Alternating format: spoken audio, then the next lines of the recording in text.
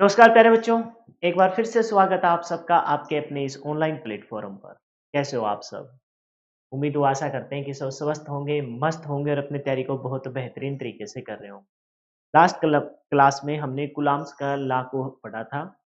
उसमें एक क्वेश्चन जो सीधा पूछा जाता है कि कूलाम का नियम गुरुत्वाकर्षण के नियम पर आधारित है, क्योंकि दोनों के दोनों इनवर्स स्क्वायर लॉ को फॉलो करते हैं। फिर हमने देखा वैसे तो कूलाम साहब डी कूलाम, है ना? चार्ल्स एंगस्टीन डी कूलाम फ्रांसीसी वैज्ञानिक थे। उन्होंने 2 नियम दिए थे। पहला नियम तो ये कहता है कि जब 2 छोटे-छोटे चार्ज या तो दोनों सेम प्रकृति के हो या विपरीत प्रकृति के हो। सेम के होंगे तो प्रतिकर्षण का बल लगेगा, सेम प्रकृति के ना होकर अगर विपरीत प्रकृति के एक पॉजिटिव एक नेगेटिव तो आकर्षण बल लगेगा। ये जो बल है वो डायरेक्टली प्रोपोर्शनल होगा दोनों चार्ज के गुणनफल के और इनवर्सली प्रोपोर्शनल होगा बीच की दूरी के। अगर दोनों चार्ज ज़्यादा मात्रा में है तो ज़्यादा फ़ोर्स लगेगा, बीच की दूरी अगर ज़्यादा है तो कम फ़ोर्स लगेगा, इनवर्सली प्रोपोर्शनल। फिर हमने देखा कि कूलाम का कांस्टेंट आता है, कूलाम नियतांक आता है, जिसको हम न्यूटन मीटर स्क्वायर पर कूलाम स्क्वायर डायरेक्ट पूछा जाता है, पेपर में मापते हैं। उसकी वैल्यू को हमने देखा था 9 गुना में 10 की पावर 9 न्यूटन मीटर स्क्वायर पर कूलाम स्क्वायर। फिर उस के को हमने देखा था कि उसकी वैल्यू तो 1 अपॉन में 4 पाई थी। मेरे ख्याल से मैं जल्दी-जल्दी ये सारा एक बार इस पेज पे लिख देता हूँ ताकि अपना ध्यान आ जाए। हमने पहला जो देखा डायरेक्टली प्रोपोर्शनल है किसके? पहले चार्ज के गुणनफल, दूसरे चार्ज के गुणनफल। एक तो ये बात थी, पहली सिंपल बात। फिर हमने देखा कि ये तो इनवर्सली प्रोपोर्शनल है। इनवर्सली प्रोपोर्शनल है किसके? बीच की दूरी के। बीच की दूरी के इनवर्सली प्रोपोर्शनल है। फिर हमने देखा इक्वेशन नंबर 1 और इक्वेशन नंबर 2 को दोनों को इकट्ठा कर दिया जाए। इस इक्वेशन को और इस इक्वेशन को बेटा इकट्ठा कर दिया जाए तो अपना फोर्स है वो डायरेक्टली प्रोपोर्शनल हो जाएगा किसके? दोनों चार्ज के गुणनफल और बीच की दूरी के वर्ग के। और अगर प्रोपोर्शनल का साइन ये डायरेक्टली प्रोपोर्शनल और इनवर्सली प्रोपोर्शनल के साइन को अगर हटा दिया जाए, बेटा इस साइन को अगर हटा दिया जाए तो हम कहेंगे कि फोर्स है वो इक्वल हो जाएगा किसके?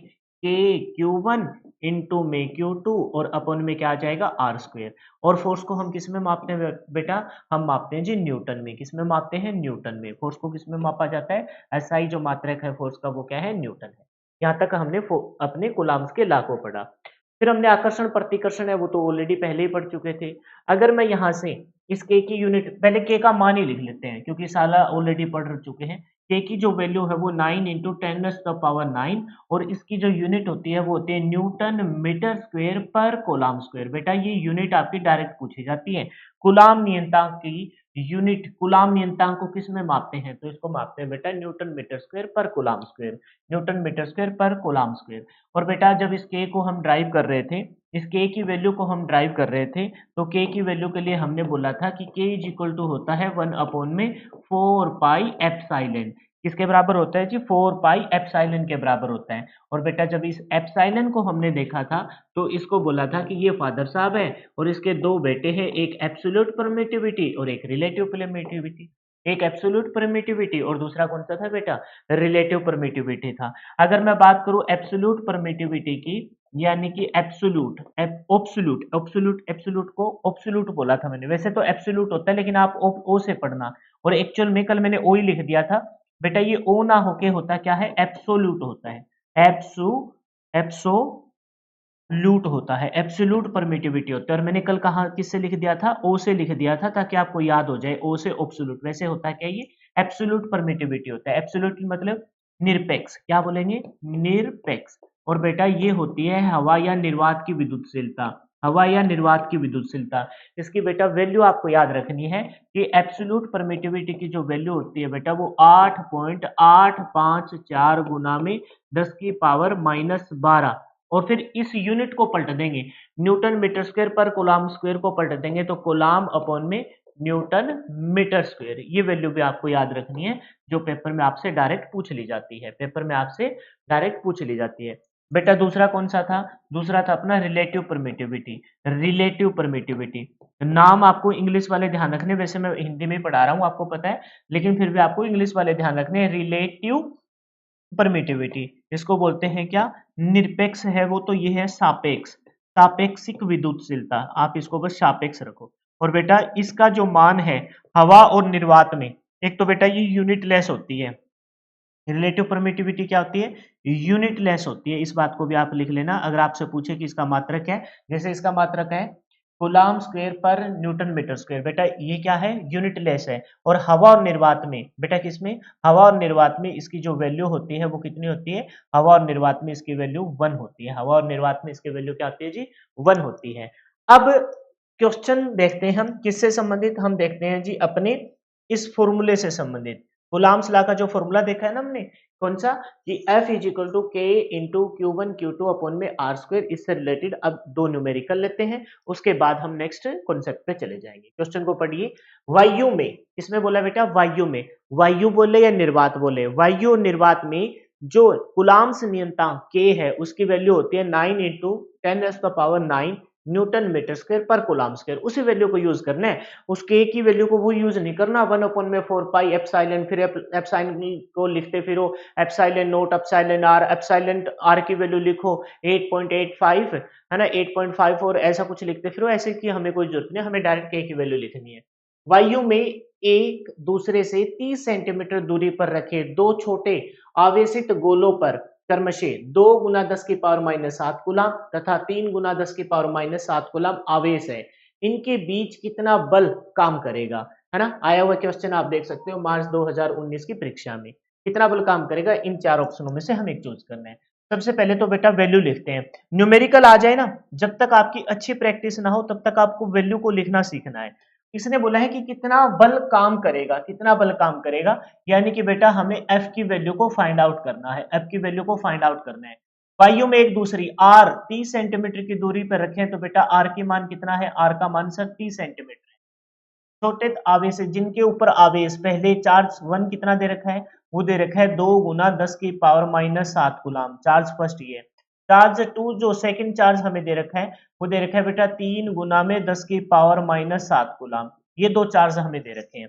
यानी कि जो वैल्यू हमें चाहिए थी जिसके बलबूते पर हम अपना न्यूमेरिकल सोल्व कर सकते हैं, वो वैल्यू अब हमारे पास है। लेकिन एक मोस्ट इंपोर्टेंट बात आपने नोटिस किया क्या, कि बेटा जो फॉर्मूला हम यूज करेंगे, बेटा जो फॉर्मूला हम यूज करेंगे उस फॉर्मूले के तहत हमें के का मान चाहिए, के का मान चाहिए। और बेटा हवा या निर्वात में, यहां लिख देता हूं मैं, हवा बोले या बोले बेटा निर्वात, हवा बोले या निर्वात, हवा निर्वात यानी कि वैक्यूम, इस के का मान, इस के का मान बेटा क्या होता है 9 इंटू 10⁹ न्यूटन मीटर स्क्वायर और पर कोलाम स्क्वायर होता है, न्यूटन मीटर स्क्वायर पर कोलाम स्क्वायर होता है। तो बेटा हमें जो के का मान चाहिए वो के का मान भी अपने पास है, न्यूटन मीटर स्क्वायर पर कोलाम स्क्वायर, ये के की यूनिट होती है, यानी कि कोलाम्स नियतांक की यूनिट होती है।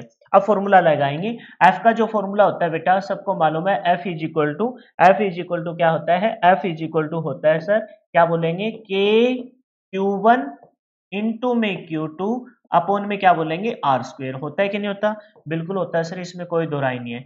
बेटा एक बार ना मैं इनकी कोई वैल्यू नहीं लिख रहा, मैं तुमको समझाना चाहता हूँ कुछ, ठीक है। पहले मैं कोई वैल्यू नहीं लिख रहा, पहले के का मान यूनिट लिख रहा हूं, मैं सिर्फ यूनिट लिखूंगा। के की यूनिट बताओ सर, न्यूटन मीटर स्क्वायर पर कोलाम स्क्वायर, ये के की यूनिट लिखी है मैंने। बेटा चार्ज को किस में मापते हैं, के की यूनिट लिख ली, चार्ज को मापते हैं कुलाम में, दूसरे चार्ज को भी किस में मापेंगे, कुलाम में। और बेटा रेडियस को किस में मापते हैं सर, रेडियस को मापते हैं मीटर स्क्वायर में। आप ध्यान से देखो, कुलाम इंटू कुलाम, कुलाम का स्क्वायर, बेटा ये कुलाम स्क्वायर तो गया, बेटा मीटर स्क्वायर से मीटर स्क्वायर गया, बताइए सिर्फ क्या बचा, सिर्फ बचा सर न्यूटन। और फोर्स की यूनिट क्या है, फोर्स की यूनिट है न्यूटन। यूनिट कितना बड़ा रोल प्ले करती है वो मैंने जान पूछ के यहाँ एक्स्ट्रा टाइम लेके आपको बताया है, कि यूनिट आपकी सही होनी चाहिए, यूनिट आपकी क्या होनी चाहिए, सही होनी चाहिए। लेकिन एक चीज नोटिस किया आपने, कि जो त्रिज्या थी वो मैंने जान पूछ के या मीटर स्क्वायर लिखा है, जबकि किस में दे रखे हैं, सेंटीमीटर में दे रखी है। समझे कि नहीं समझे, बेटा ये जो फोर्स आपका, अगर मैं यहाँ सेंटीमीटर लिख देता तो ऊपर भी सेंटीमीटर होना चाहिए था तब कटता, यहाँ ऊपर मीटर स्क्वायर था तो नीचे मीटर स्क्वायर लिखना पड़ा। मैं आपको ये समझाना चाहता था इस बात से, कि बेटा न्यूटन में अगर फोर्स आपको लाना है, इसका मतलब आपकी यूनिट सारी की सारी वही होनी चाहिए जो आपके स्टैंडर्ड फॉर्मूले में होती है। स्टैंडर्ड फॉर्मूले में क्या, न्यूटन मीटर स्क्वायर पर कुलाम स्क्वायर, कुलाम कुलाम और ये मीटर स्क्वायर में होना चाहिए, तो वही यूनिट होनी चाहिए। तो इसके लिए आपको मीटर को किस, सेंटीमीटर को किस में बदलना पड़ेगा, मीटर में बदलना पड़ेगा। पहले के का मान लिखो, 9 गुना में 10⁻⁹ गुना में क्यू वन का मान बोलो, क्यू वन का मान कितना है, 2 गुना में 10⁻⁷ कुलाम। 2 गुना में 10 की पावर माइनस 7 गुलाम। क्यू टू का मान बोलो 3 गुना में 10 की पावर माइनस 7 गुलाम। और बेटा नीचे क्या आएगा, नीचे आएगा सर आर स्क्वेयर, नीचे क्या आएगा आर स्क्वेयर। आर का मान बोलो 30 सेंटीमीटर है बेटा, सेंटीमीटर को जब मीटर में बदलेंगे तो किससे डिवाइड करेंगे, 100 से डिवाइड करेंगे, क्योंकि मैंने अभी बताया यहाँ किस में होना चाहिए, मीटर में होना चाहिए, ये किस में है सेंटीमीटर में, तो सेंटीमीटर को बेटा किस में बदलना पड़ेगा, मीटर में बदलना पड़ेगा। मीटर में बदलने के लिए 100 से भाग करेंगे, और बेटा अब तक स्क्वायर करना आप भूल चुके हो, क्योंकि आर स्क्वायर है तो ये हमें आर का स्क्वायर करना पड़ेगा। बोलो क्लियर है क्या बेटा? मैं इसको सोल्व कर रहा हूँ, इस वाले पार्ट को यहाँ यही सोल्व कर रहा हूँ टाइम बचाने के लिए। आप बताओ इस 30 का स्क्वायर कितना हो जाएगा सर? 30 का स्क्वायर हो जाएगा 900। कितना हो जाएगा? 900। 3 का स्क्वायर 9, और 100 का स्क्वायर कितना हो जाएगा सर? 100 का स्क्वायर हो जाएगा 2 जीरो से 4 जीरो। बेटा 2 जीरो से ये 2 जीरो काट दूं, बोलो क्लियर है क्या? और जब इसको पलटेंगे, ये 9 बटा 100 है, तो बेटा जब ये 9 बटा 100 पलटा जाएगा, ये 9 बटा 100 है, जब बेटा ये पलटा जाएगा तो 100 ऊपर चला जाएगा। एक स्टेप, अगला स्टेप लिख रहा हूं। अच्छा ऊपर वाले राइटर को हटाओ। अच्छा क्या मैं इस 9 को इस 9 से काट सकता हूं क्या? बोलो इस 9 को एक एक स्टेप, आप चाहे एक एक स्टेप बढ़ा के लिख लो। मैं तो देखो मैथ भी पढ़ाता हूं, मैं मैथ का टीचर हूं, पिछले 7-8 साल से मैथ पढ़ा रहा था, तो ये चीज स्टेप तो मैं डायरेक्ट किया। 30 बटा में 100, 3 का स्क्वायर 9, 1 जीरो से 2 जीरो, 2 की 4 जीरो, 2 जीरो से 2 जीरो, बेटा ये 9 से 9 कट गया। अब ये 100 पलट के ऊपर चला जाएगा। अब मैं सारी बात को एक साथ इकट्ठा लिख रहा हूँ, 3 दूनी 6, ये 6 आ गया गुना में। बेटा 10 सबका बेस है, देखो ये 2 ले लिया, ये 3 ले लिया, 2 तिया 6, 10 सबका बेस है तो मैंने 10 लिखा। अब बेस सेम है, पावर को जोड़ते हैं। सबसे पहले प्लस वाली वैल्यू 9, फिर माइनस का 7 है ना, फिर माइनस का 7, फिर माइनस का 7। क्या इस माइनस 7 को जोड़ के लिख दूं? माइनस का कितना आ जाएगा 9, माइनस में क्या आ जाएगा जी, माइनस में आ जाएगा 14। और बेटा ये 100 पलट के 9 बटा 100 था, ये 100 भी तो पलट के ऊपर जाएगा, तो ये जब 100 पलट के ऊपर जाएगा तो 100 का मतलब है 10 की पावर 2, तो 10 की पावर 2 माइनस का 2 मत कर देना बेटा, ये पलटा है। चाहे तो आप चाहो तो एक स्टेप बढ़ा के यहां गुना में 100 लिख लो, समझे कि नहीं समझे? 3 दूनी 6, 10 की पावर 9, 7 दूनी 14, मैंने एक स्टेप बढ़ा के ये 10 की 100 को पलट दिया ऊपर, ताकि आप लोगों को समझ में आ जाए। अगर मैं अब देखूं ध्यान से, 6 गुना में यहाँ क्या बचा, 9 में से 4 गया, 9 में से 14 गया, तो 10 की पावर माइनस का 5, और 10 की पावर ये 100 है, 100 का मतलब बेटा 10 की पावर 2। बेटा अब फिर से बेस सेम है, पावर को जोड़ेंगे, 6 गुना में 10 की पावर 2 में से 5 जाएगा तो माइनस का 3 हो जाएगा। यानी कि आप इसको या तो ये का ये देखो है ना, 6 गुना में 10 की पावर 3, या फिर एक काम करो बेटा, ये भी अपना एक आंसर हो सकता है, न्यूटन के साथ लगाएंगे, न्यूटन ये भी बेटा अपना एक आंसर हो सकता है, लेकिन जरूरी नहीं है कि ये ऑप्शन में हो सकता है ये आंसर हो, लेकिन जरूरी नहीं है कि ये हो। तो इसको आप पॉइंटों में बदल दो, 6 के बटा में ये 10 की पावर 3 नीचे जाएगा, प्लस का हो जाएगा, मतलब 3 जीरो है ना। जब इसका सोल्व करेंगे तो पॉइंट पॉइंट पॉइंट के बाद कितने अंक, 3 अंक, 1 2 3, ये भी अपना एक आंसर हो सकता है। वो डिपेंड करता है एग्जामिनर के मूड पर कि वो क्या लिख के देता है, वो डिपेंड करता है बेटा किसके मूड पर, एग्जामिनर के मूड पर, कि वो लिख के आखिरकार क्या देता है। तो बताइए समझ में आया कि नहीं आया? जिनको समझ में आ गया तो ठीक है भाई, नहीं तो इसी बात को फिर से नहीं बताया जाएगा, क्योंकि ऑनलाइन पढ़ने का बेनिफिट यही है कि आप वीडियो को रिवर्स कर कर एक बार, 2 बार, 3 बार, 4 बार, जितनी बार भी देखना चाहो देख सकते हो, ठीक है। ऐसा एक न्यूमेरिकल और लेते हैं पर, ताकि थोड़ा कॉन्फिडेंस बढ़े।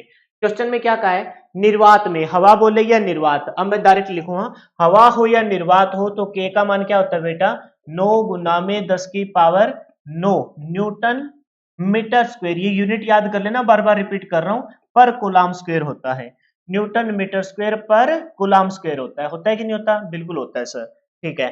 अच्छा हमें क्या बताना है, इनके बीच कितना बल लगेगा, फोर्स का फॉर्मूला लगाना है, इसके बराबर होता है के Q1 Q2 अपॉन में आर स्क्वायर, क्योंकि अब की बार पिछले न्यूमेरिकल में सारी बातें मैं आपको बता चुका हूं, अब की बार तो मैं डायरेक्ट फॉर्मूला लगाऊंगा। एफ बराबर, सबसे पहले बताओ के का मान क्या है सर, 9 गुना में 10 की पावर 9, अब की बार यूनिट भी नहीं लिखेंगे क्योंकि फोर्स आपका किस में मापा जाएगा, वो मापा जाएगा जी आपका न्यूटन में, और यूनिट आपको सेम रखनी है इसकी, न्यूटन मीटर स्क्वायर पर कूलाम स्क्वायर, ये कूलाम ये मीटर में होना चाहिए। सबसे पहले Q1 का मान बोलो, पहला चार्ज है 8 गुना में 10 की पावर 8 गुना में 10 की पावर बोलो माइनस का 6, दूसरा चार्ज बोलो कूलाम में है, वो भी 12 गुना में 10 की पावर माइनस 6, और ये भी कूलाम में है। बीच की दूरी बताओ 40 सेंटीमीटर। बेटा दूरी किस में दे रखी है सर? दूरी दे रखी है हमारी सेंटीमीटर में, होनी किस में चाहिए? मीटर में। तो 40 के बटा में सेंटीमीटर है तो मीटर बनाने के लिए किससे भाग सर? 100 से भाग। और बेटा क्या कर दूं? इसका स्क्वायर कर दूं। इस वाले पार्ट को जब सोल्व करोगे उसकी वैल्यू मैं यही लिख रहा हूं, ये बन जाएगा जी 4 का स्क्वायर कितना हो जाएगा? 16। 4 का स्क्वायर 16 और एक जीरो की कितनी जीरो? 2 जीरो। और 100 2 जीरो से कितनी जीरो हो जाएगी? 4 जीरो हो जाएगी। बेटा इन 2 जीरो से ये 2 जीरो कट जाएगी। बोलो क्लियर है क्या? काट लीजिए ये वाला और काटिए। देखो 8 दूनी, चलो एक स्टेप बढ़ा देता हूँ इस क्वेश्चन में, ठीक है? एक स्टेप बढ़ा रहा हूं। बेटा ये 16 बटा 100 है। पहले तो ये देखो ऊपर की गुना देखो, ऊपर की गुना सारी नहीं करनी अपने को, और गुना कुछ भी मत करो कट जाएगा। 8 9 गुना में 8 गुना में 12 था, ठीक है बेटा? और 10 वाले बेस सेम है, तो 10 का बेस सेम है 9, 10 की पावर 9 और 6 दोनों माइनस के 12। बोलो क्लियर है क्या? मैंने कोई भी कुछ नहीं किया। और ये था 16 बटा में 100, पलटेगा, ये पलटेगा तो क्या हो जाएगा? 100 बटा में 16, 100 बटा में 16। मैंने सारे एक एक अलग अलग करके लिख दिए ताकि आप लोगों को अच्छे से समझाऊं। बताओ ये वाला स्टेप समझ में आया कि नहीं आया? पिछले क्वेश्चन में अगर मैंने थोड़ी बहुत जल्दबाजी की है तो वो यहां मैंने एक एक साफ साफ अच्छे से लिख के बता दिया। ये वाला लिखा, ये पलट गया, 16 बटा 100 था तो 100 बटा 16 हो गया, ठीक है? अब काट लीजिए बेटा। 8 से काट दूं? अगर मैं 8 से काटूंगा तो क्या बोलेंगे? 8 एकम 8 और 8 दूनी 16, 8 दूनी 16। बोलो यहां तक सही है? 2 से काट लिया बेटा, 2 छिके 12, 2 छिके 12। अब कर लीजिए मल्टीप्लाई। आप मल्टीप्लाई करोगे, यहां से लिखना स्टार्ट करता हूं। तो बोलो 9 गुना में 6, 6 नीम 54, 6 नीम 54 गुना में 10 की पावर। बेटा यहां से क्या आया? 9 में से 12 गया, कितना बचा? 3। 9 में से 12 गया माइनस का 3, और ये 10 की पावर 2 है। 10 की पावर क्या है? ये प्लस का 2 है, तो प्लस का 2 लिख लूं क्या? मैं चाहता तो यही इसको 10 की पावर 2 लिख सकते ना, लेकिन मैंने ये पलट के बताया था कि 16 बटा 100 है तो 100 बटा 16 लिखा गया है। सही है? तो अब तो कोई दिक्कत नहीं ना, समझ में आया अच्छे से? तो ये 16 बटा 100 था, ये 100 क्या है? 100 है 10 की पावर 2, तो 10 की पावर 2 प्लस का है तो प्लस का कर दिया। और मापा किस में जाएगा? न्यूटन में। सोल्व करेंगे इसे 54 गुना में, 54 गुना में क्या बोलेंगे सर? 54 गुना में बोलेंगे 10 की पावर 2 में से 3 गया, मतलब 10 की पावर -1 न्यूटन। ये अपना एक आंसर हो सकता है, लेकिन थोड़ा सा स्टैंडर्ड बनाने के लिए माइनस का 10 है उसको नीचे भेजेंगे तो प्लस का 10 हो जाएगा, प्लस का 10 हो जाएगा। 54 बटा में 10, इसका मतलब 5.4 न्यूटन अपना फाइनल क्या हो जाएगा? आंसर हो जाएगा। 5.4 अपना क्या हो जाएगा जी? फाइनल आंसर हो जाएगा। बोलिए समझ में आया कि नहीं आया? कहानी क्लियर हुई कि नहीं हुई? अच्छे से हुई कि नहीं हुई? क्लियर तो हो गई होगी, अच्छे से हुई कि नहीं हुई? आंख में पता नहीं क्या हो गया।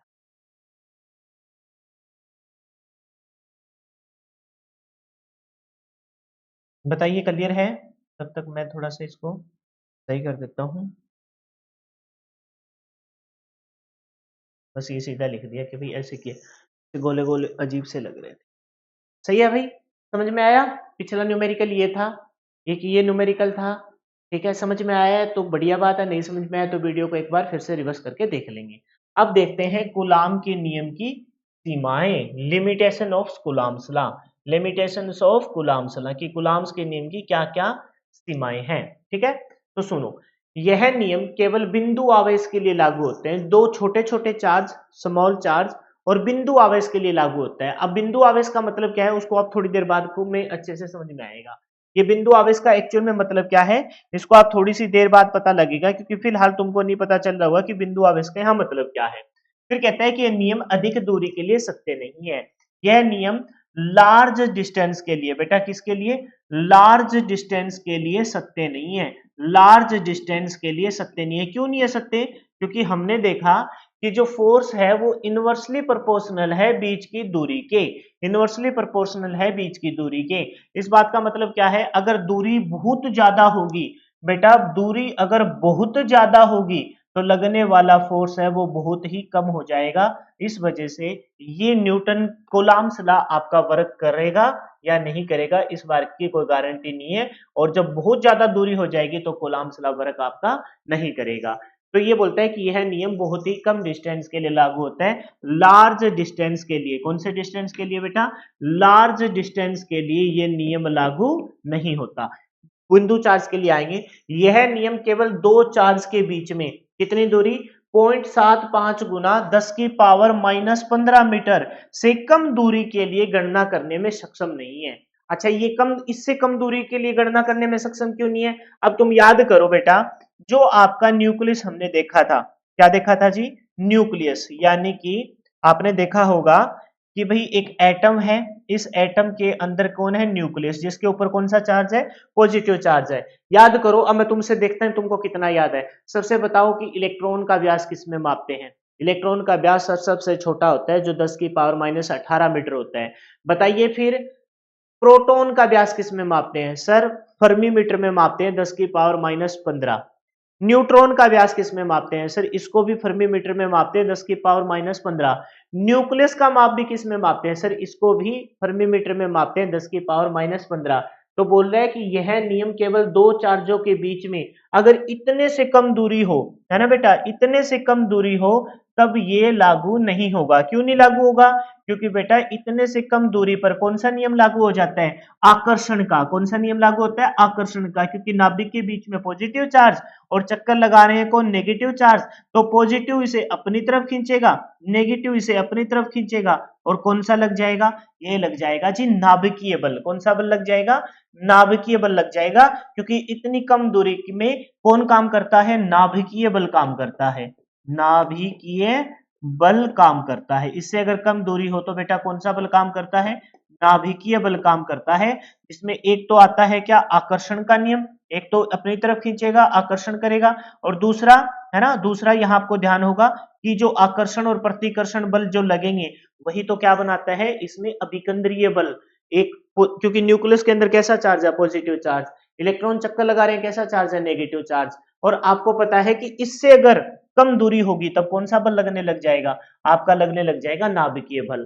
तो दो दो पॉइंट तो याद हो गए कि भाई ये अधिक दूरी के लिए लागू नहीं होता, बहुत ज्यादा दूरी हो तो दूरी बहुत ज्यादा होने पर फोर्स आपका बहुत कम हो जाएगा, और ये कम दूरी पर भी, बिल्कुल कम दूरी पर भी नहीं लागू होता। कितनी कम दूरी कह रहे? कि नाभिकीय, नाभिकीय त्रिज्या इसमें ही मापते थे ना, नाभिक का व्यास। इससे छोटा किसका होता है? इससे छोटा होता है जी न्यूट्रॉन का। उससे छोटा किसका? प्रोटॉन का। सबसे छोटा किसका? इलेक्ट्रॉन का। इलेक्ट्रॉन का -18 में। फिर इसका भी मापते हैं, किसका? प्रोटॉन का। प्रोटॉन का हम मापते हैं कितने में? 1.72 था शायद, गुना में 10 की पावर। फिर मापते हैं न्यूट्रॉन का, थोड़ा सा ज्यादा, और उससे ज्यादा किसका? नाभिकीय। तो नाभिकीय बल से कम बल होगा तब इस मतलब इतनी दूरी से कम बल होगा तो कौन से बल लग जाएगा?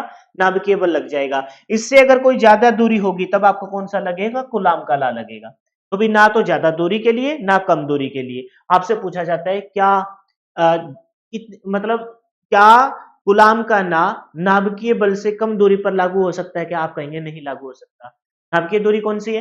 1.75 गुना 10 की पावर 15 मीटर से कम दूरी पर क्या कूलाम का नियम लागू हो सकता है? आप कहोगे सर नहीं लागू हो सकता। क्यों नहीं लागू हो सकता? सर क्योंकि इससे कम दूरी होगी तो वहां नाभिकीय बल काम करेगा, और इससे अगर ज्यादा दूरी होगी तो कूलाम का नियम काम करेगा। अच्छा, आपसे कोई पूछे कि बहुत ज्यादा लंबी दूरी है दो चार्ज के बीच में, तो क्या कूलाम का नियम? अब मैं यहाँ अपने अर्थ पे बैठा हूं और मैं कहता हूं वो जुपिटर रहा, बताओ कूलाम का नियम। आप कहोगे सर इतनी दूरी कोई फोर्स काम नहीं कर रहा, क्योंकि बीच में बहुत सारे सोलर सिस्टम आ सकते हैं, है ना। लेकिन ये अर्थ है और ये महाऊ है। वैसे तो ये ग्रेविटेशनल लॉ है, लेकिन मैं कहता हूं कि भाई ये जो मार्कर है मैंने यहां लगा के छोड़ दिया, है ना, ये मार्कर मैंने यहां लगा के छोड़ दिया। अब मैं अपने हाथ से कोई फोर्स लगाऊंगा, ये बोर्ड इसे अपनी तरफ खींच रहा है और मैं अपनी तरफ खींचूंगा, तो ये देखो लग गया है, क्योंकि दूरी कम थी। और मैं ये कहता हूं कि भाई मेरी रीत से ही दूर हो, परे हो, क्या हो गया रे, मेरी रीत से ही परे हो।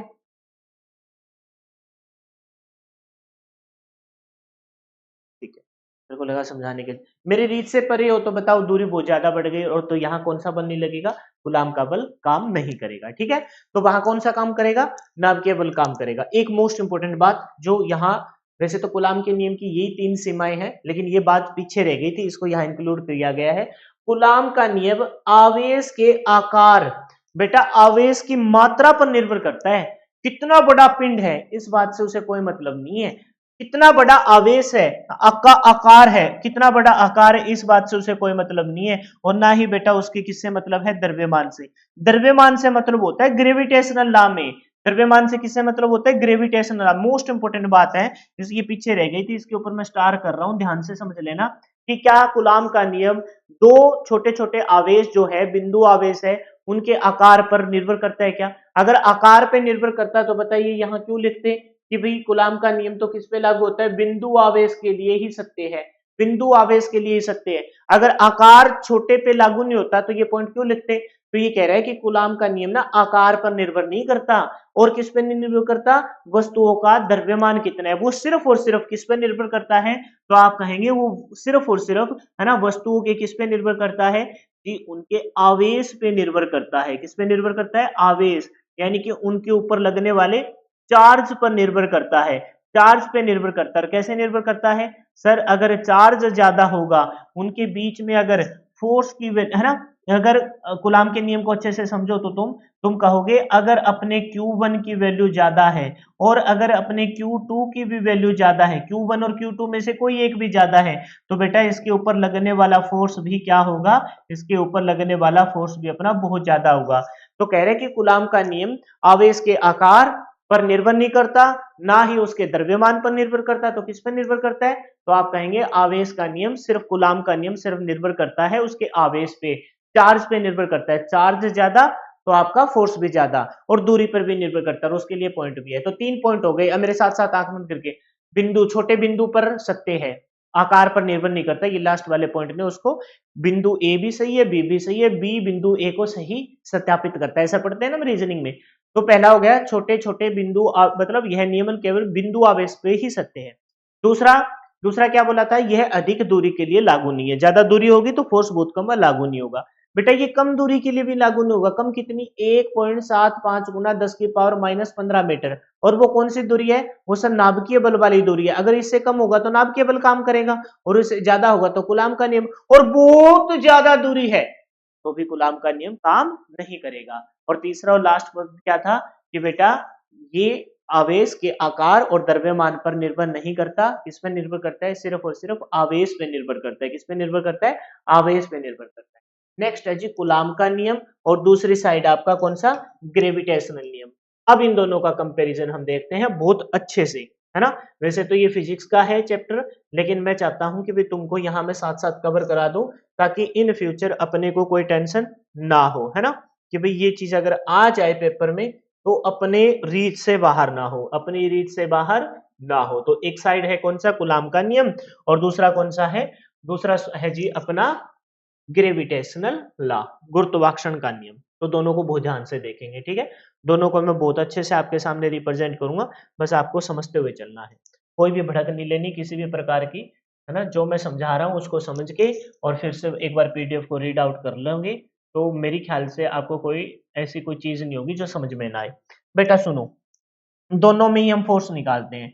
जैसे इसमें भी क्या था, इसमें हमने देखा दो चार्ज है Q1 और Q2। बेटा यहाँ दो मास होते हैं, मास M1 और दूसरा कौन सा रहेगा? मास M2, है ना। मास M1 और मास M2। बेटा यहाँ तो होते हैं चार्ज, जैसे मैंने बोला ये चार्ज Q1 है और ये बेटा चार्ज Q2 है। समझते चलना, कंपेरेटिवली चलूंगा दोनों में। गुरुत्वाकर्षण में भी होता है बेटा, ये मास M1 है, एक बॉडी का द्रव्यमान M1 है, दूसरी बॉडी का द्रव्यमान M2 है। यानी कि पहली बात तो कूलाम के ला में कूलम लिख रखा है, कूलाम आएगा, ये कूलाम, कूलाम के नियम में, है ना। क्या होता है कूलाम के नियम में? दो चार्ज आवेश होते हैं Q1 और Q2, और गुरुत्वाकर्षण के नियम में दो द्रव्यमान होते हैं M1 और M2, ठीक है बेटा। चाहे वो ऐसे पढ़ा था ना हमने, एक होता आकर्षण एक प्रतिकर्षण। अब वो वाली कहानी मैं रिपीट नहीं कर रहा, बस तुमको मैं सीधा सीधा ही बता देता हूं। दो चार्ज है, चाहे इनके बीच में आकर्षण बल लगे, चाहे इनके बीच में प्रतिकर्षण बल लगे। भाई आकर्षण बल लगेगा तो दोनों एक दूसरे को क्या करेंगे? अट्रैक्ट करेंगे। और प्रतिकर्षण बल लगेगा तो दोनों एक दूसरे से क्या करेंगे? दूर भागेंगे। लेकिन इन दोनों के बीच में जो दूरी है वो r है। इन दोनों के बीच में बेटा दूरी क्या है? r है। और यहां भी इन दोनों के बीच में दूरी क्या है? r है। क्या है जी? r है। तुम एक बात बताओ, इतना जो लिखा है मैंने, जो ये वहां Q1 Q2 लिखा है, यहाँ M1 M2 लिखा है, कुछ भी नहीं मिला। लेकिन जैसे ही मैंने R लिखा, जैसे मैंने वहां दोनों चार्ज के बीच में दूरी r, यहाँ दोनों द्रव्यमान के बीच में दूरी r लिखा, तो बताइए क्या सिमिलरिटी बन गई? यही सिमिलरिटी बन गई कि कूलाम का नियम गुरुत्वाकर्षण के नियम को फॉलो करता है, और दोनों के दोनों किस नियम को फॉलो करते हैं? ये करते हैं जी इनवर्स, बोलो इनवर्स, है ना, स्क्वायर लॉ को फॉलो करते हैं, इनवर्स स्क्वायर लॉ को फॉलो करते हैं। और बाकायदा आप देख सकते हो कि दोनों के बीच में इनवर्स स्क्वायर लॉ, मतलब दोनों के बीच में कौन सा फॉलो किया जा रहा है? इनवर्स स्क्वायर लॉ फॉलो किया जा रहा है। कैसे फॉलो किया जा रहा है बताना जरा? क्योंकि दोनों के बीच में दूरी r है, दोनों के बीच में क्या है बेटा? दूरी r है। क्लियर है ये कहानी? बहुत बढ़िया बेटा। यहां हम फोर्स निकालेंगे। फोर्स का जो फॉर्मूला था वो, अगर वैसे एक एक स्टेप लिखूं या काम चला लूं? डायरेक्ट लिख देता हूं, डायरेक्ट लिख लेता हूं बेटा। वो डायरेक्टली प्रोपोर्शनल हो गया किसके? इन दोनों चार्ज के गुणनफल के, Q1 Q2 अपॉन में बीच की दूरी के व्युत्क्रमानुपात, बीच की दूरी के वर्ग के व्युत्क्रमानुपाती। ये तो हो गया यहाँ फोर्स। बेटा यहाँ भी फोर्स लिखा जाएगा, यहाँ भी फोर्स लिखा जाएगा, और फोर्स है वो डायरेक्टली प्रोपोर्शनल हो जाएगा किसके? दोनों के द्रव्यमान के गुणनफल के और बीच की दूरी के बीच की दूरी के वर्ग के व्युत्क्रमानुपाती, बीच की दूरी के वर्ग के व्युत्क्रमानुपाती। अब यहां तुमको एक बात सिंपल सी है कि अगर बीच की दूरी को यहां बढ़ाते हैं तो फोर्स का मान घटेगा, बीच की दूरी को बढ़ाएंगे तो बेटा फोर्स का मान घटेगा। यहां भी अगर बेटा बीच की दूरी को बढ़ाएंगे तो लगने वाला फोर्स यहां भी क्या होगा जी? घटेगा। यहाँ कोई नई कहानी नहीं हो जाएगी, क्योंकि दोनों के दोनों किस लॉ को फॉलो करते हैं? सर दोनों के दोनों इनवर्स स्क्वायर लॉ को फॉलो करते हैं। तो दोनों के बीच में ये सिमिलरिटी तो बनी रहेगी कि अगर बीच की दूरी को बढ़ाया जाता है तो दोनों पिंडों के बीच लगने वाला बल, चाहे वो कूलाम्स के लॉ में हो चाहे वो ग्रेविटेशनल लॉ में हो, उनके बीच लगने वाला बल तो क्या होगा जी? घटेगा। उनके बीच तो लगने वाला बल क्या होगा जी? घटेगा। अगर बेटा यहाँ F इस प्रोपोर्शन के साइन को हटाते हूं तो किसके इक्वल आ जाएगा? K के गुना में Q1 इंटू में Q2 अपॉन में क्या बोलेंगे? R square. और बेटा फोर्स को हम किस में मापते हैं जी? सर फोर्स को हम मापते हैं न्यूटन में। किस में मापते हैं जी? न्यूटन में मापते हैं। फोर्स को किस में मापते हैं जी? न्यूटन में मापते हैं। तो बोलो यहां तक की कहानी क्लियर है क्या? ये तो सर हमें आता ही है। यहां बताइए सर, बेटा यहां भी अगर फोर्स के फॉर्मूले को हम देखेंगे तो इस बेटा प्रोफेशनल साइन को जब हटाएंगे तो यहाँ आएगा जी, ग्रेविटेशनल कांस्टेंट। ये किसके बराबर हो जाएगा? m1 इंटू m2 और अपॉन में क्या आएगा? R square. और बेटा फोर्स को किस में मापते हैं? सर फोर्स को मापते हैं हम न्यूटन में। किस में मापते हैं जी? न्यूटन में। बोलो यहां तक की कहानी क्लियर है? सर ये भी हमें आता है, ना आता हो तो सर अब आने लग गया। यहां आ गया के। ये के जो है बेटा, ये जो के है यहां हमने पढ़ा था, ये है sir Coulomb's law, Coulomb's law का कांस्टेंट। कोलाम्स कांस्टेंट बोला था सर आपने इसको, क्या बोला था? कोलाम्स कांस्टेंट, यानी कि कूलाम के नियम का नियतांक। और बेटा ये जो जी होगा ये क्या हो जाएगा? यहाँ जो जी होगा वो हो जाएगा जी ग्रेविटेशनल कांस्टेंट। क्या हो जाएगा?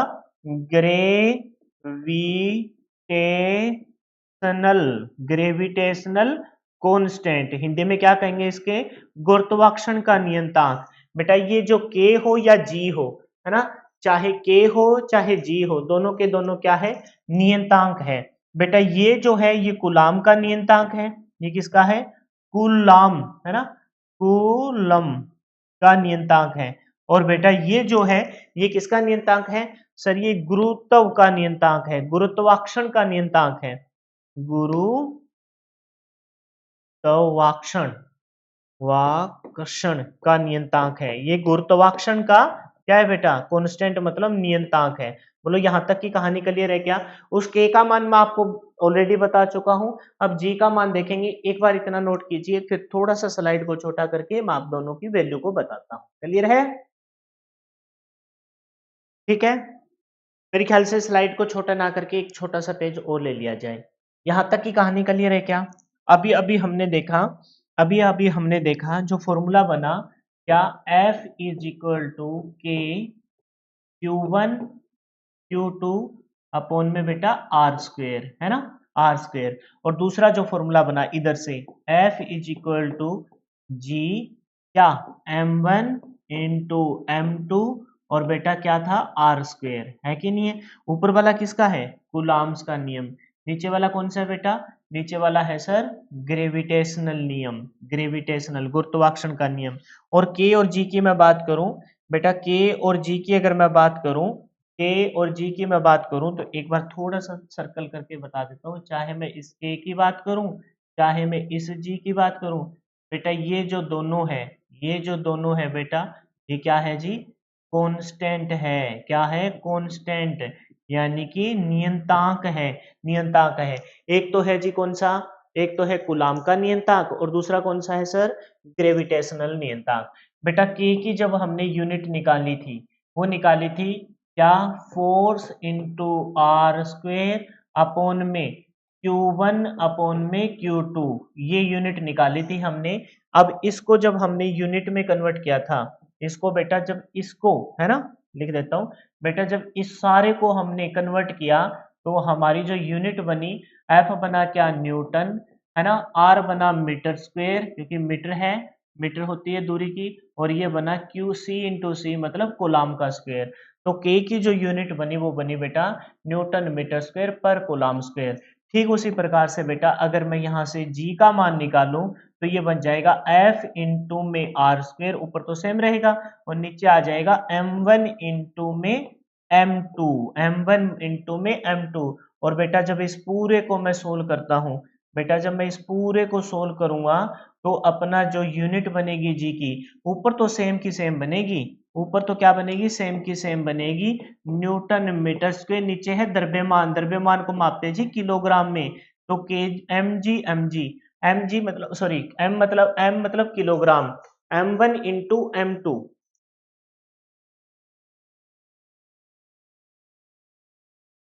क्या बन जाएगी बेटा? m1 इंटू m2 यानी किलोग्राम इंटू किलोग्राम यानी कि किलोग्राम का स्क्वायर। तो ये भी ग्रेविटेशनल फिजिक्स में पूछी जाती है कि ग्रेविटेशनल नियतांक जी की यूनिट क्या है, गुरुत्वाकर्षण नियतांक को किस में मापते हैं, कूलाम के नियतांक को किस में मापते हैं? न्यूटन मीटर स्क्वायर पर किलोग्राम। तो गुरुत्वाकर्षण के नियतम को किस में मापेंगे? न्यूटन मीटर स्क्वायर पर केजी स्क्वायर। तो बेटा ऊपर वाली वैल्यू को तो हमने याद कर रखा है सर, ऊपर वाली वैल्यू को तो हम अच्छे से जानते हैं, है ना? सर ऊपर वाली वैल्यू को तो हम अच्छे से जानते हैं, ऊपर वाली वैल्यू तो हमें बहुत अच्छे से याद है। तो बेटा अब के का मान अगर तुम याद है तो तुम बता दो, 9 गुना में 10 की पावर 9 न्यूटन मीटर स्क्वायर, बोलो न्यूटन मीटर स्क्वायर पर कोलाम स्क्वायर। इसकी कहानी को तो खत्म करो, ये तो सर हमें याद है। अब इसकी वैल्यू और बता दो, अगर हमसे याद होगी तो कर लेंगे, नहीं याद होगी तो कोई बात नहीं। बेटा बहुत आसान है, 6.67, 6.67 सर, दो तो ये तो याद हुआ, 6.67 गुना में 10 की पावर, वहां 9 था बेटा, यहाँ 10 की पावर 11 है, वहां तो एक कम करना है पॉजिटिव में, यहाँ एक बढ़ाना है तो नेगेटिव में। और यूनिट बेटा न्यूटन मीटर स्क्वायर, सर नीचे है किलोग्राम स्क्वायर, नीचे क्या है? वहां है कोलाम, क्योंकि दो चार्ज बॉडी थी, यहाँ दो द्रव्यमान की बॉडी है, तो नीचे क्या आ जाएगा? कोलाम की जगह क्या आ जाएगा? Kilogram square. तो ये था के का कांस्टेंट। कौन सा कांस्टेंट? ये है जी कूलाम कांस्टेंट। कौन सा कांस्टेंट है बेटा?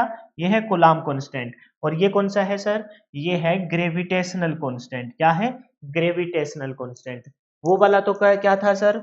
ये वाला तो है जी कौन सा, बोलो, बोल दो बोल दो बोल दो, ये है कूलाम्स कांस्टेंट। और ये वाला क्या है जी? ये है ग्रेविटेशनल कांस्टेंट। कौन सा है जी? Gravitational constant. और कांस्टेंट की वैल्यू बेटा, है ना, कांस्टेंट की वैल्यू क्या होती है? फिक्स होती है। ये तो है 9.9, 9.9 into 10 raise to the power 9, और ये है 6.67 into 10 raise to the power -11। बोलो क्लियर है कहानी? पिक्चर क्लियर है क्या? नोट कर लीजिए जो बच्चा नोट कर रहा है। नेक्स्ट देखते हैं। नेक्स्ट है जी विद्युत क्षेत्र की तीव्रता। विद्युत क्षेत्र की तीव्रता एक छोटा सा टॉपिक है ना, जल्दी से फिनिश करके फिर इस टॉपिक को भी खत्म करते हैं। इलेक्ट्रिक फील्ड इंटेंसिटी, विद्युत क्षेत्र की तीव्रता को क्या बोलते हैं? Electric field intensity. अब ये जो है इलेक्ट्रिक फील्ड इंटेंसिटी, ये बहुत ज्यादा लिंक करता है कूलाम्स के नियम को। हालांकि बिल्कुल रिदम चल रहा था और अचानक से ही ऐसा कोई शब्द आ जाता है कि विद्युत क्षेत्र की तीव्रता। अब पता नहीं ये क्या है सर, ये पता नहीं क्या। हालांकि अभी तक तो हमने विद्युत को भी अच्छे से नहीं जाना, हमने तो चार्ज को अच्छे से जाना है, अब पता नहीं अचानक से ये क्या आ गया। बेटा मैं विश्वास दिलाता हूं, जो आपने अब कूलाम्स का नियम पढ़ा है उसके साथ बिल्कुल बिल्कुल सटा के, बिल्कुल उससे लिंक करता हुआ ये टॉपिक है, इस वजह से इसको उठा लिया गया। विद्युत क्षेत्र की तीव्रता यानी कि इलेक्ट्रिक फील्ड इंटेंसिटी, विद्युत क्षेत्र की तीव्रता यानी कि इलेक्ट्रिक फील्ड इंटेंसिटी। ये जो इसकी पहली लाइन लिख रखी है ना, ये कुछ भी नहीं समझ में आएगी। दूसरी वाली लाइन है ना, पूरा निचोड़ होगी, पढ़ो। इकाई धन आवेश के कारण, इकाई धन आवेश के कारण उत्पन्न विद्युत क्षेत्र बल विद्युत क्षेत्र की तीव्रता अथवा प्रबलता कहलाता है। कुछ नहीं समझ में आया, घबराइए मत, आगे बढ़िए। कह रहे कि इकाई आवेश पर लगने वाला बल विद्युत क्षेत्र की तीव्रता कहलाता है। इस डेफिनेशन को तुम याद कर लो। क्या इकाई आवेश पर लगने वाला बल बेटा क्या कहलाता है? विद्युत क्षेत्र की तीव्रता कहलाता है। विद्युत क्षेत्र की तीव्रता कहलाता है। आपसे कोई पूछे बेटा कि विद्युत क्षेत्र की तीव्रता क्या है, तो आप कहोगे सर इकाई आवेश पर लगने वाला बल विद्युत क्षेत्र की क्या कहलाता है? तीव्रता कहलाता है। विद्युत क्षेत्र की तीव्रता कहलाता है। या फिर तीव्रता को ही क्या बोलते हैं सर? तीव्रता को ही बोलते हैं प्रवणता। वो लिख रखा है ना प्रबलता, विद्युत क्षेत्र की प्रबलता। विद्युत क्षेत्र की प्रबलता क्या है? इकाई आवेश पर लगने वाला बल। अच्छा सुनो, आगे बढ़ो, मैं इसको लिखूंगा, ना समझ में आए तो लिखूंगा। इसे सांकेतिक भाषा ई से डिनोट करते हैं। विद्युत क्षेत्र की तीव्रता इलेक्ट्रिक फील्ड इंटेंसिटी ई से स्टार्ट होता है, तो इसे किससे डिनोट करते हैं जी? ई से डिनोट करते हैं। किससे डिनोट करते हैं? ई से। जैसे कूलाम का सी है ना, आवेश का क्यू, ऐसे करते हैं ना। जैसे प्रतिरोध का आर, जैसे धारा का आई, जैसे किलोग्राम का केजी, जैसे ग्राम का जीएम, लिखते हैं ना ऐसे, सेकंड का एस। तो विद्युत क्षेत्र की तीव्रता को ई से डिनोट करते हैं। यह एक सदिश राशि है। बेटा जब सदिश राशि होती है ना, उन सब राशियों के ऊपर, वैसे तो समझो सदिश राशि कौन सी है? जिसके साथ दिशा भी हो और जिसके साथ उसकी क्या हो? मैग्नीट्यूड भी हो। यानी मैग्नीट्यूड भी हो, दिशा भी हो। बेटा सदिश राशियों के ऊपर ना ऐसे एक तीर का निशान लगाया जाता है। सदिश राशियों के बेटा ऊपर ना ऐसे एक तीर का निशान लगाया जाता है, जो इनकी पहचान होती है कि भाई हाँ ये राशि कौन सी है? सदिश राशि है। ये राशि कौन सी है? सदिश राशि है। कुछ इस प्रकार से समझ लो, अपनी इंडियन कल्चर में जो शादी, अब तो वैसे कम हो गया, वेस्टर्न कल्चर आ गया, शादीशुदा महिलाएं होती है ना, वो अपने मांग में ऐसे सिंदूर भर लेती है ऐसे, है ना पूरा। और जैसे वैसे बुरा मत मानना, जैसे लेकिन अपने उस साउथ साइड में, बिहार साइड में जाओगे ना, तो पूरी यहाँ से लेकर यहाँ तक ये लंबे सुहाग के लिए पूरी यहाँ।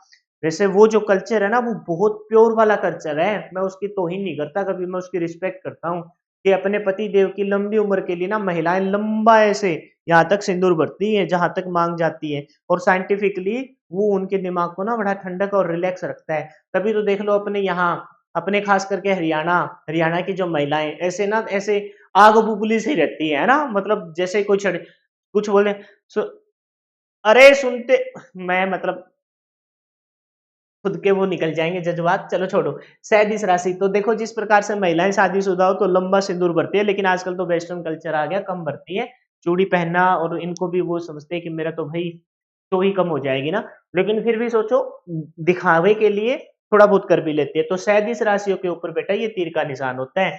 डिनोट किससे करते हैं? इलेक्ट्रिक फील्ड की इंटेंसिटी को ई से। और ये सदिश राशि तो लगा दो बेटा इसके ऊपर तीर का निशान, ठीक है लगा दो सर। आगे की बात को फिर से बाद में पढ़ेंगे। अब है क्या ये? विद्युत क्षेत्र की तीव्रता या प्रबलता है इकाई आवेश पर लगने वाला बल। जो बोला है उसको लिखो। इसने बोला बेटा इकाई आवेश पर, इकाई आवेश पर लगने वाला बल, इकाई आवेश पर लगने वाला बल क्या कहलाता है बेटा?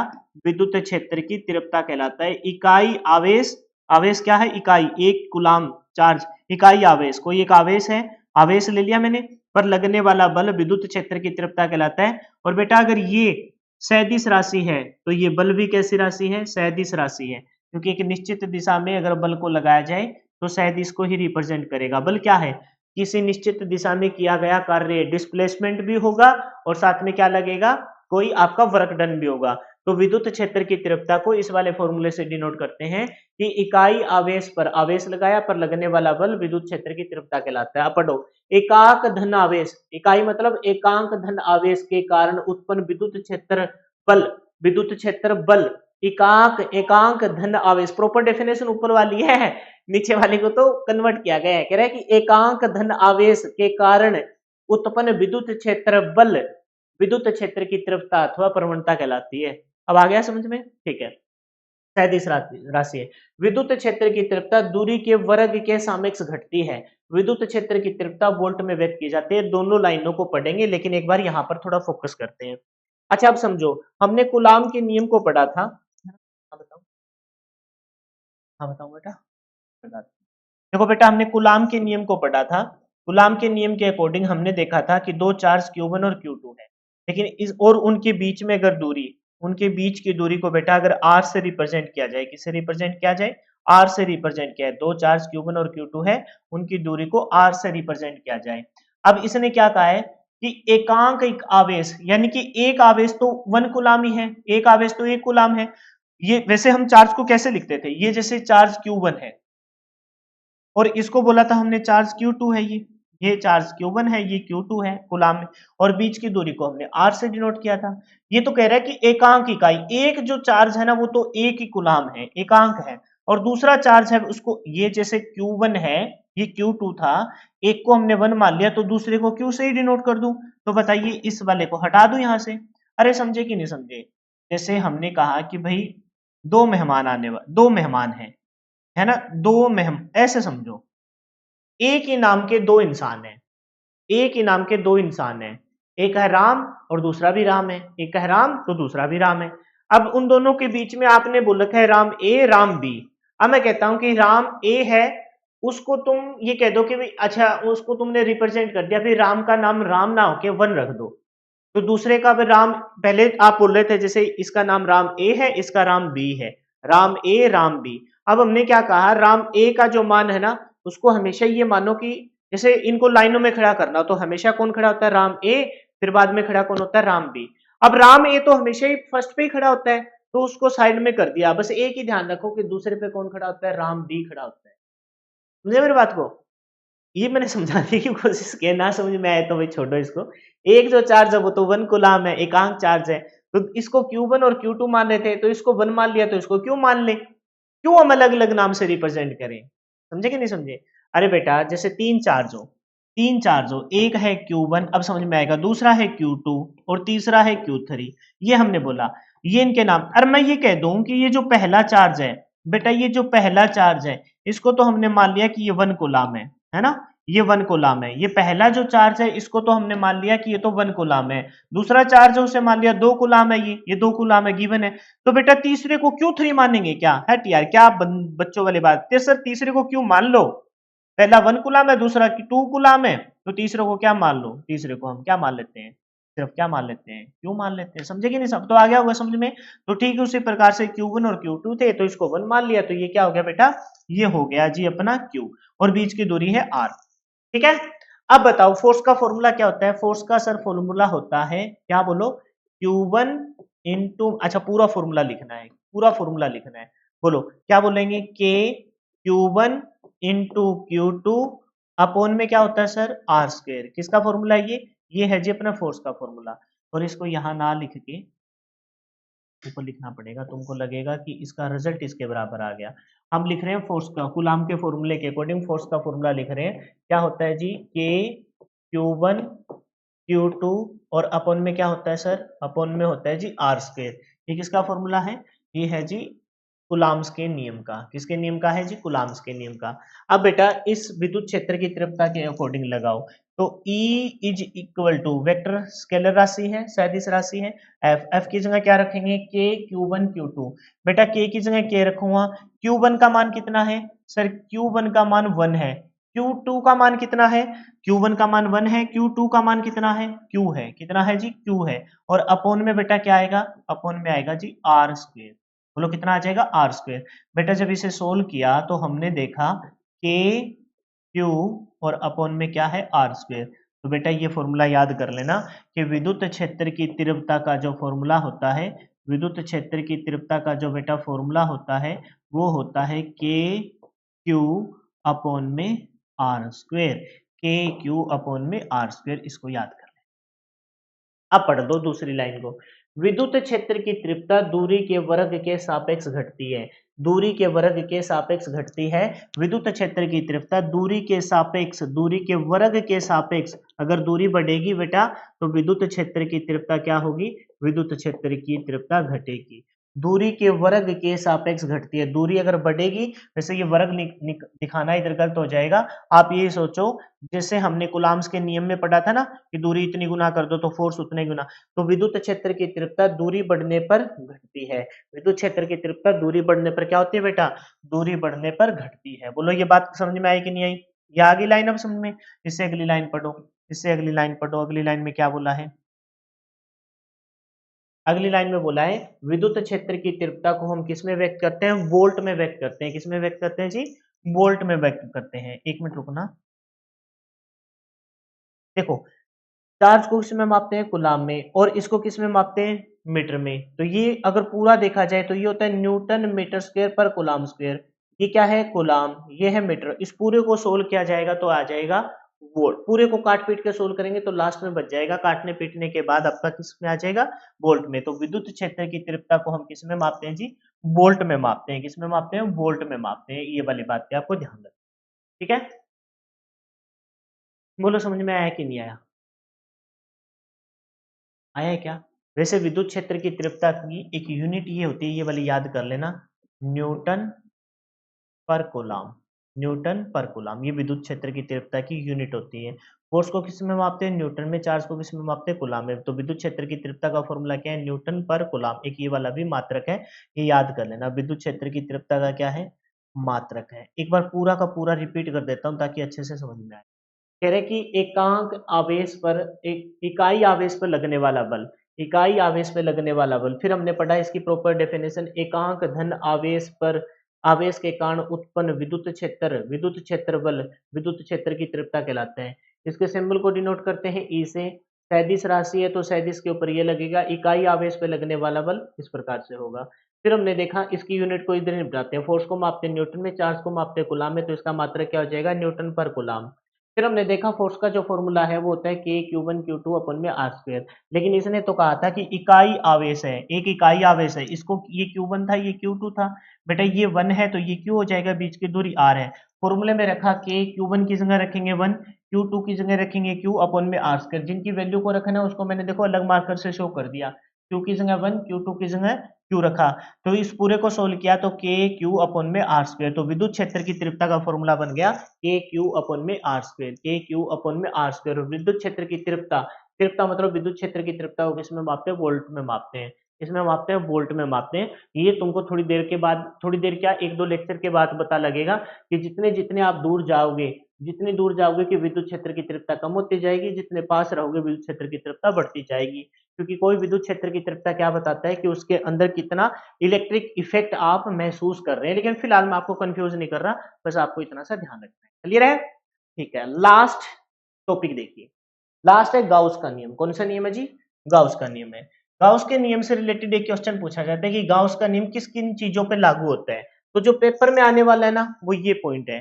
गाउस का नियम, नियम निम्न स्थितियों में लागू होता है। ये पेपर में आता है, लेकिन पिछला भी मैं पढ़ाऊंगा, आपको टेंशन लेने की जरूरत नहीं है। निम्न स्थितियों में लागू होता है, ये वाला क्वेश्चन आपसे पूछा जाता है। Condition of Gauss law, condition of Gauss law. तो आपसे पूछा जाएगा कि यह स्थिर विद्युतीय क्षेत्र के लिए लागू होता है क्या? तो आप कहेंगे बिल्कुल सही है, स्थिर विद्युत क्षेत्र के लिए लागू होता है। दूसरी बात ध्यान रखना, स्थिर विद्युत की क्षेत्र के लिए आपका कूलाम्स का नियम भी लागू होता है। दो छोटे छोटे बिंदुओं के लिए लागू होता है ना। 1.75 10 गुना माइनस 10 की पावर माइनस 15 मीटर से अधिक दूरी पे लागू होता है। बहुत ज्यादा दूरी अधिक हो तो वो कूलाम्स का नियम लागू नहीं होता। तो यह स्थिर विद्युत की क्षेत्र के लिए लागू होता है। यह नियम किस पे लागू होता है? Point charge. किस पे? पॉइंट चार्ज पे भी कूलाम्स का नियम लागू होता है। ठीक है, पॉइंट चार्ज पे भी कूलाम का नियम लागू होता है, स्थिर विद्युत के क्षेत्र के लिए, पॉइंट चीज के लिए। बेटा यह नियम अनंत लाइन चार्ज पर भी लागू होता है। इस पे लागू होता है, अनंत लाइन चार्ज पे भी लागू होता है। बेटा यह नियम अनंत सीट पर भी लागू होता है। किस पे लागू होता है? अनंत सीट पे भी लागू होता है। बेटा यह नियम समान रूप से गोलाकार सेल पे, गोलाकार सेल पे भी लागू होता है।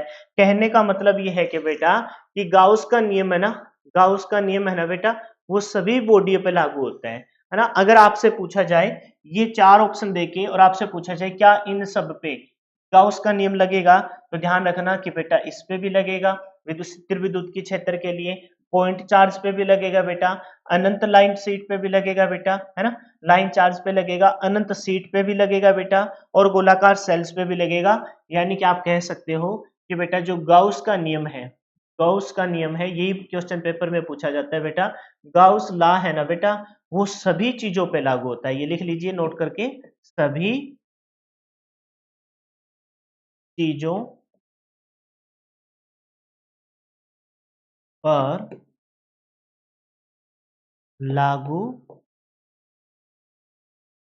होता है। बस ये क्वेश्चन आपसे पेपर में पूछा जाता है। मतलब एंड बैंड एंड जितनी भी जो चीजें ना, उन सब पे कौन सा नियम लागू होता है, तो आप ध्यान रखेंगे गाउस का नियम लागू होता है। पढ़ लेंगे सारा, ठीक है। ये पॉइंट हमने पढ़ा था कि कुलाम्स का नियम किस पे लागू होता है, तो ये पॉइंट चार्ज पे कुलाम का नियम लागू होता है। ये पॉइंट चार्ज पे कौन सा नियम लागू होता है, कुलाम का नियम भी लागू होता है। पॉइंट चार्ज पे किसका नियम लागू होता है बेटा, कूलम ला भी का नियम लागू होता है। कूलाम का नियम भी लागू होता है पॉइंट चार्ज पे। लेकिन गाउस का नियम स्थिर विद्युत के क्षेत्र पे भी लागू होता है, और पॉइंट चार्ज पे भी लागू होता है, अनंत लाइन चार्ज पे भी लागू होता है, अनंत सीट पे भी लागू होता है, गोलाकार सेल्स पे भी लागू होता है। इसका मतलब, कहने का मतलब यह है, अच्छा समझाओ तो सही सर। बेटा पॉइंट चार्ज का मतलब हो जैसे बल्ब, बल्ब पे एक पॉइंट चार्ज पे आपको बल्ब पे ये ऑन होता है, देखिए गाउस का नियम समझाऊंगा। गाउस का नियम अनंत सीट के लिए मतलब फ्लूइड लाइट, बहुत बड़ी लाइट फैली हो उस पर भी लागू होता है। गोलाकार सेल मतलब बल्ब को समझ लो फिर से, गोलाकार सेल। पॉइंट चार्ज मतलब एक छोटे से बिंदु। कहने का मतलब ये कि गाउस का नियम जो भी है वो सब पे लागू होता है। तो मैंने ये बात लिख दी, ये सभी चीजों पर लागू होता है, ये सभी चीजों पर लागू होता है। अब है क्या वो समझ लीजिए गाउस का नियम।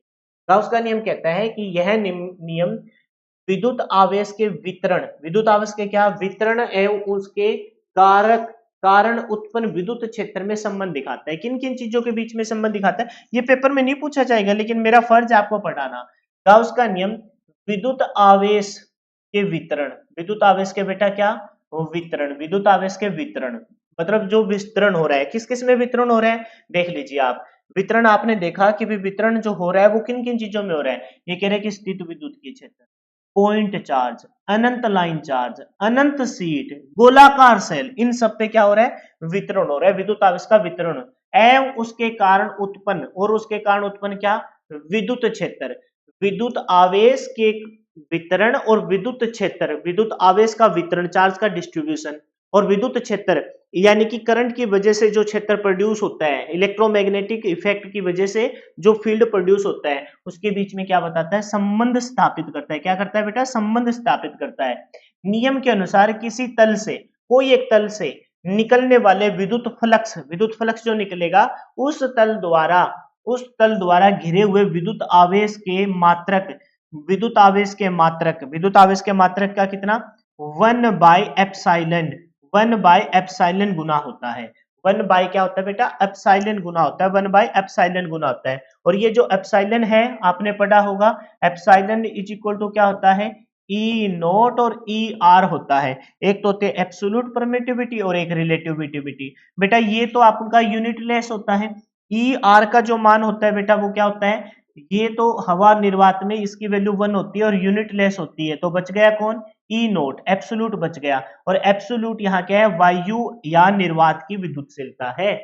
वायु या निर्वात की क्या है बेटा, विद्युतशीलता है। तो इसको हमने ई नोट से ही डिनोट कर दिया। वायु या निर्वात की क्या है, विद्युतशीलता है। ठीक है, समझ गए इस बात को। ई आर का तो मान क्या होता है, 1 होता है। तो 1 से तो प्रभाव नहीं पड़े। वैसे ये लिखा जाए तो प्रॉपर यही लिखा जाएगा कि ई एप्सिलॉन है, लेकिन एप्सिलॉन में हमने अंदर जाके देखा epsilon naught, epsilon are, epsilon are की तो वैल्यू हवा निर्वात में 1 होती है। तो ये क्या बच गया, एप्सिलॉन नोट बच गया, यानी कि एब्सोल्यूट परमिटिविटी। एब्सोल्यूट परमिटिविटी में हवा निर्वात की क्या है, विद्युतशीलता है। कुछ नहीं समझ में आया सर, कुछ नहीं आया बेटा। मैं ये कह रहा हूं, कोई आपका एक विद्युत आवेश है, उस विद्युत आवेश का है ना वितरण, डिस्ट्रीब्यूशन कर रहे हैं।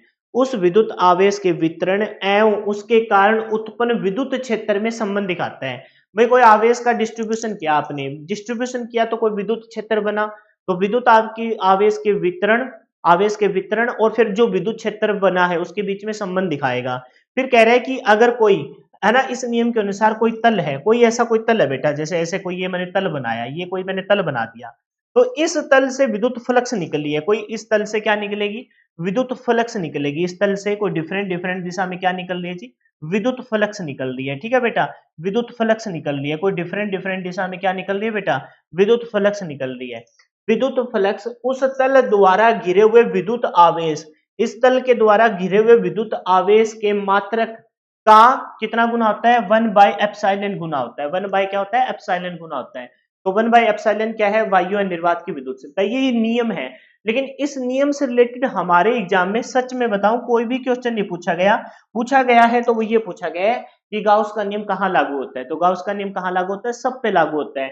स्थिर विद्युत की क्षेत्र पर, पॉइंट चार्ज पर, अनंत लाइन चार्ज पर, अनंत सीट पर और गोलाकार सेल में, इन सब पे कौन सा लागू होता है, विद्युत गाउस का नियम लागू होता है। यानी कि सभी चीजों पर गाउस का नियम लागू होता है। क्लियर है? होप सो ये एक ही क्वेश्चन आया है तो आपने इस तरह पढ़ लिया होगा। हालांकि इसको मैं डिटेल से पढ़ा सकता था, 10-15 मिनट आपकी खराब कर सकता था, लेकिन मेरे को नहीं लगता कि अपने इलेक्ट्रिशियन थ्योरी में ये कोई काम का है। तो आज की क्लास खास थी। सबसे पहले ये हमने देखा जो पीछे का था, न्यूमेरिकल्स के माध्यम से हमने पता कर लिया कि किस प्रकार से कूलाम्स का नियम लागू होता है। कूलाम्स के नियम की सीमा क्या है, मेन सीमाओं से रिलेटेड पूछा जाता है कि कूलाम्स का नियम बिंदु आवेश पे लगता है और नियम अधिक दूरी के लिए मान्य नहीं है।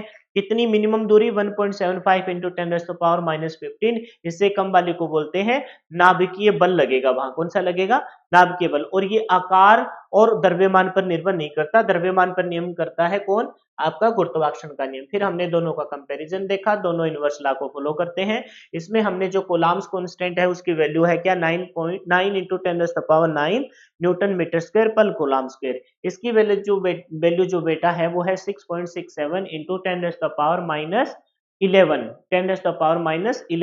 और जो यूनिट थी वो किसमें थी, न्यूटन मीटर स्क्वायर पर KG square, newton metre square पर केजी स्क्वायर।